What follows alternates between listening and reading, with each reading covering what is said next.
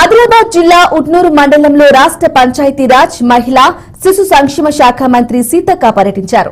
రామలింగంపల్లి గ్రామం నుంచి శ్యామ్నగర్ తండా వరకు నిర్మించిన తారు రోడ్డు బ్రిడ్జిని ఎమ్మెల్యే వెడ్మబొజ్జు ఇతర అధికారులతో కలిసి ఆమె ప్రారంభించారు.